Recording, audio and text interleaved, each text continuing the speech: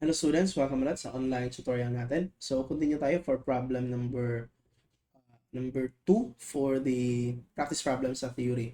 Once again, maraming salamat sa mga nag-avail para no sa YouTube membership natin. So, malaking tulong yun, no? And then it will also inspire me to do more itong mga videos natin. So, salamat. Anyway, continue tayo. So, for the given beam daw, calculate daw, sorry, the maximum positive shear at point B due to the passage of a 30 kilonewton per meter na uniform live load. So, positive shear at point B, so we will actually create the influence diagram for the shear at point B. So, again we will be using Meurer-Bis law. Madali lang to. First step is to cut the beam at the point of interest. So, yan, pinutol ko. After cutting the beam, bale, ito na. So, ito yung beam natin. So, after cutting the beam, by the way, this is the reactions, no? After cutting the beam, yan, pinutol ko dyan. After cutting it, I will apply a positive shear kasi nga shear yung hinahanap. So, I will apply positive shear for both segments. By the way, nung pinutol ko yung beam, dalawa na yung sections. Meron tayong left section, which is ito.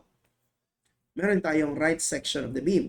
So, after daw natin putulin, we need to apply a positive shear sa left and sa right section kung saan tayo nag-cut. So, considering the left section, ang positive shear is actually going down. Kasi, by the way, positive shear means it will rotate the beam clockwise. So, yan. Going down will actually rotate the beam clockwise with respect to the support, no? Yung left beam natin. Now, for the right section, ang positive shear will go up. Okay, so that it will rotate the beam clockwise. Anyway, after nyo nilagyan ng positive shear, ang sabi sa Meurer-Bis law, let the beam rotate down. So, let the beam rotate, however, make sure that the pivot points are the supports. So in this case, for the left section, the beam will actually rotate this way, no? Parang pa ganun. And then, ang support, A, is actually the pivot point, while yung right section will actually rotate this way. Yan. No? Kasi, ayan, yung support natin is the pivot point. So, parang dyan iikot no yung beam natin or dyan magro-rotate. Anyway, yan na yung geometry ng influence diagram natin. Madali lang, no? However, if you remember, influence diagram should have an ordinate, no? Or must have the height, no? Or ordinate ba? So, yan yung problem. Ano yung ordinate? So, according to the rule daw, kung saan ka naghati for shear, the sum daw of the ordinates, the absolute sum, is equal to 1. So, meaning, y1 plus y2 must be equal to 1. Okay? So, yan, meron tayong dalawang which is y1 and y2. Meron tayong unang equation, y1 and y2. Must be equal to 1. So, that's y1 plus y2 equal to 1.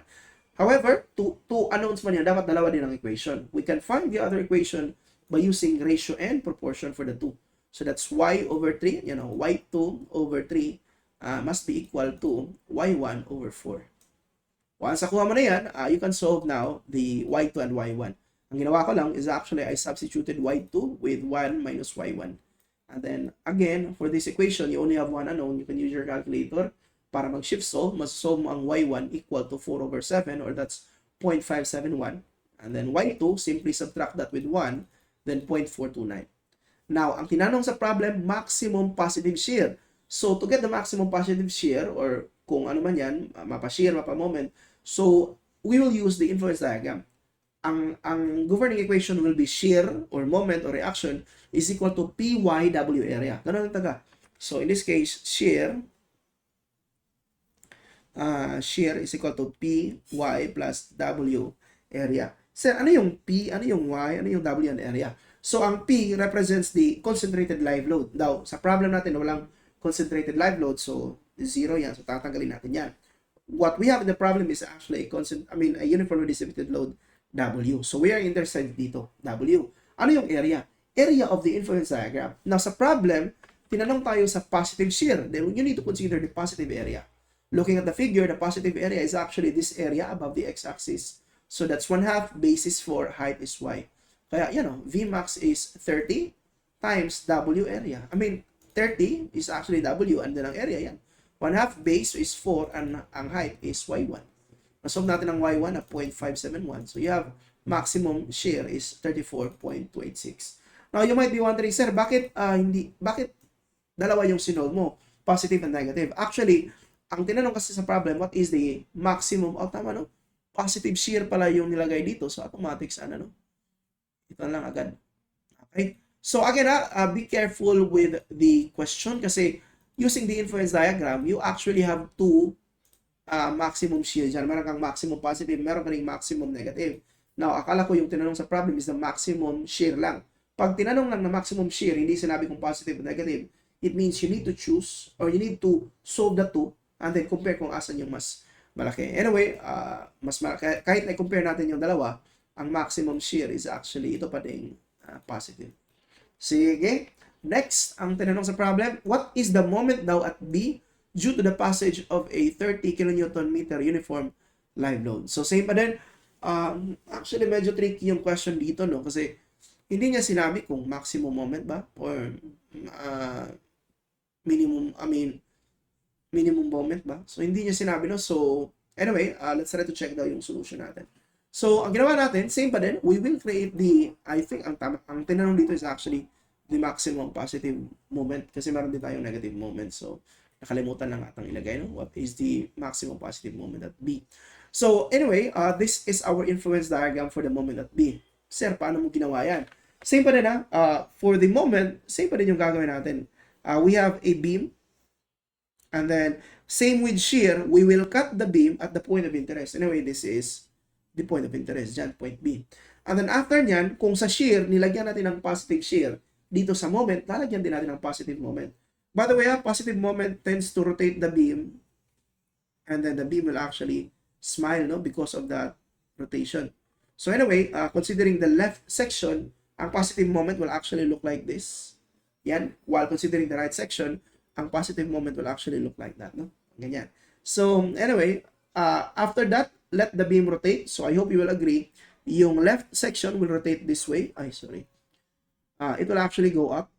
Yan. And then yung right section will actually rotate this way. Yan. Okay, so I hope okay tayo dyan. And then with that, diretso na. Okay, so meron ka ng geometry ng influence diagram. The next problem is, ano yung ordinates? So the ordinates basically the height of the triangle. Yo. So the ordinate, sabi sa principle no, yung Euler-Bris law, kung saan ka daw nag-cut, ang ordinate daw dyan is equal to yung bang, di ba nag-cut ka dito, di ba meron niyang dalawang base? No? So, let's call this one A and then B. So, ang ordinate is actually equal to A times B over A plus B. Ganun lang. Okay, so again, ito, you need to memorize this one, ha? So, otherwise, hindi mo talaga masasolve yung ordinate. Again, the ordinate at the point of the cut for moment is A times B over A plus B. Okay, ayan. So, you have Y1 equal to 1.714. Okay, and then after nyan, to solve for Y2, simply use ratio and proportion for dito. But actually, hindi natin kailangan kasi ang Y2 is negative area man yan. Ang tinanong sa problem is the maximum positive man. So, considering the positive area, very easily, W is 30 multiplied by the positive area. That's 1/2. Height is Y1. Ang total base is 7. So, we have an answer na 180 kilonewton meter. Which is, I believe, nasa choices naman. Uy, wala pala dito, no? So, at ito pala. Yan pala, 180. That's 179.87 kilonewton meter. Okay, sige. So, I hope okay tayo dyan, ha? Sige, same pa din. If you have any questions or clarifications with regards to the solution, please do not hesitate to comment down below. Salamat sa panonood and see you sa next video na.